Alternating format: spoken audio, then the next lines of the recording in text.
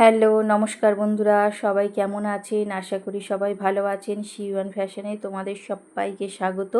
চলো আজকে একটা নতুন ভিডিও শুরু করছি। দেখো, একটা ব্লাউজের পিস কাটিং করেছি, আর এর ব্যাক পার্টটা কীভাবে ডিজাইন দিচ্ছি, কি ডিজাইন দিচ্ছি তোমরা দেখো। আর এটাতে হচ্ছে আমি একটা ডিজাইন দেব, তোমাদের সেটাই ভিডিও দেখাচ্ছি। আর দেখো, এর লম্বাটা নিয়ে নিলাম 15 ইঞ্চি, আর যে শোল্ডার লাইনটা আছে এখানে নিয়ে নিচ্ছি 7.5 ইঞ্চি, আর আর্মহোল লাইনটা নিয়েছি আমি আর্মহোল লাইনটা নিয়েছি 7 ইঞ্চি। নেওয়ার পরে আমি দেখো এখানে যে গলাটার লাইন, গলাটা কাটছি আমি এখান থেকে 3.5 ইঞ্চি, নিচেও নামাচ্ছি 3.5 ইঞ্চি। নেওয়ার পরে এইভাবে বক্স করে দিলাম, আর দিয়ে এইভাবে গোল শেপ করে দিলাম। গোল শেপ করার পরে এইখান থেকে আমি যে লম্বাটা নিয়ে নিয়েছি 11 ইঞ্চিতে, 11 ইঞ্চি নেওয়ার পরে দেখছি একটু বেশি হয়েছে, আর একটু কমিয়ে দিলাম, 10.5 ইঞ্চিতে রাখলাম। আর এটা দেখো 7 ইঞ্চি হলো মোট লম্বাটা। এরপরে দেখো আমি ওর মাঝখান থেকে মিডল পয়েন্ট বার করে নিলাম। নেওয়ার পরে এইভাবে কোনাকুনি করে শেপ দিচ্ছি।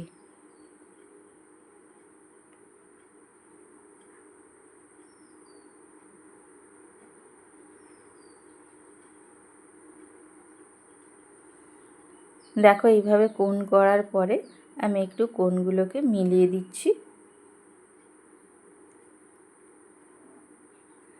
বন্ধুদের কাছে একটা ছোট্ট রিকোয়েস্ট, বন্ধুরা তোমরা চ্যানেলটিকে অবশ্যই সাবস্ক্রাইব করো, লাইক করো, কমেন্ট করো, আর বেল আইকনটিকে প্রেস করতে একদম ভুলো না। নতুন নতুন ভিডিও পেতে এই চ্যানেলটিকে ফলো করো। দেখো, এইবারে আমি লাইনিংটাকে অ্যাটাচ করে নিলাম, ওটা মাঝখান থেকে কাটা ছিল। এরপরে দেখো যে মেন যে কাপড়টা আছে সে কাপড়টাকেও অ্যাটাচ করে নিচ্ছি।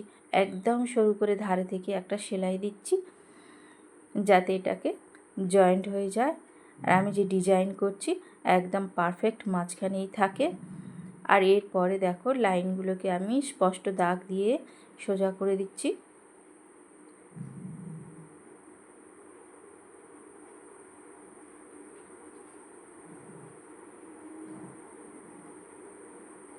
দেওয়ার পরে দেখো ওই সাইডটা পিছনেও এইরকম দাগ উঠেছে। দেওয়ার পরে দেখো এইভাবে আমি সেই দাগের উপরে আরেকবার চক দিয়ে স্পষ্ট করে দাগটা ফুটিয়ে দিলাম। দেখো এইভাবে দেওয়ার পরে আমি এটাকে নিয়ে যে মেন কাপড়ের সোজা দিকটা রয়েছে সেই সোজা দিকটার উপরেই রাখবো। আর যে মাঝখানে যে আমি স্টিচ করেছিলাম সেটাকে একবার কোণ করে একবার নখ দিয়ে ওটাকে প্রেস করে চেপে দিলাম। দেওয়ার পরে দেখো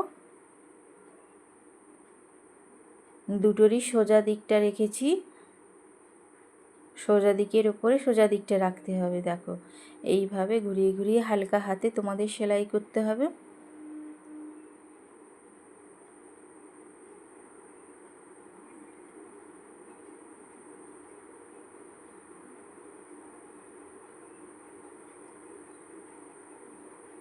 বন্ধুরা দেখো এইভাবে তোমরা আস্তে আস্তে সেলাই করবে, বেশি তাড়াতাড়ি হুটোপাটা করলে সেলাইটা খারাপ হয়ে যেতে পারে। তোমাদের অবশ্যই হালকা হাতে সেলাই করতে হবে। করার পরে আমি পিন দুটোকে সরিয়ে নিলাম, নিয়ে আমি আস্তে আস্তে 1/2 ইঞ্চি পরিমাণ, যেটা 1/2 ইঞ্চি রেখে আমি ধার থেকে কেটে নিলাম।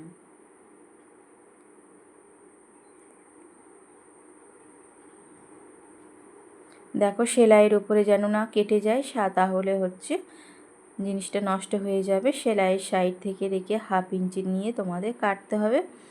1/2 ইঞ্চি বরাবর রেখে এরপরে দেখো যে কোণগুলো ছিল সেই কোণগুলোতে এইরকম ছোট ছোট কাট লাগিয়ে দিতে হবে। আর যে গলার যে রাউন্ড, এছাড়াও চারিদিকে ছোট ছোট করে কাট লাগিয়ে দিতে হবে। দেওয়ার পরে আমি এটাকে উল্টে নেব।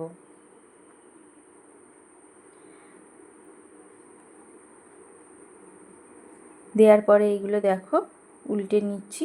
আর একটু কোণগুলোকে যাতে আরও বেরিয়ে আসে তার জন্য একটা যা হোক একটু খোঁচা মতো থাকবে, সেটাকে নিয়ে তোমাদের কোণটা বার করে নিতে হবে।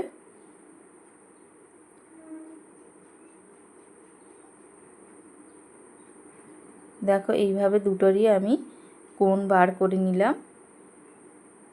নিয়ে দেখো এইভাবে রাখার পরে ওর ওপরে আমাকে আর একবার সেলাই দিতে হবে, চাপ সেলাই দিয়ে দিতে হবে আস্তে আস্তে।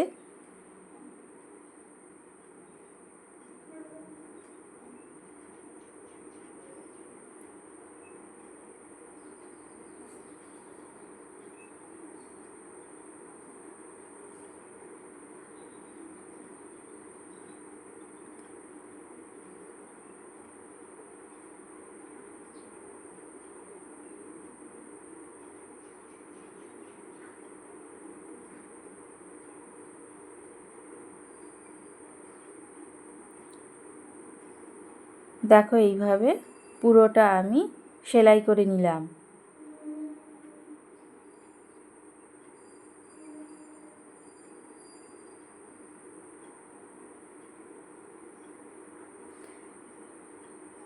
দেখো কোণের সঙ্গে ঠিক মিলেছে।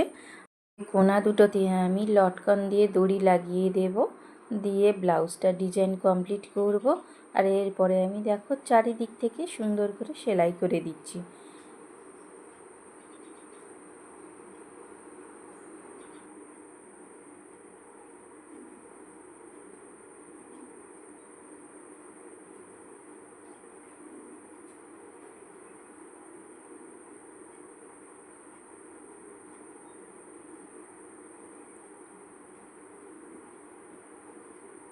দেখো বন্ধুরা এইভাবে আমি এই ডিজাইনটাকে কমপ্লিট করলাম। বন্ধুরা কেমন হয়েছে তোমরা সবাই লাইক কমেন্ট করো। আর দেখো এইভাবে চারিদিকে আমি যে এক্সট্রা কাপড়টা আছে সেসব ছিটে বাদ দিয়ে দিচ্ছি।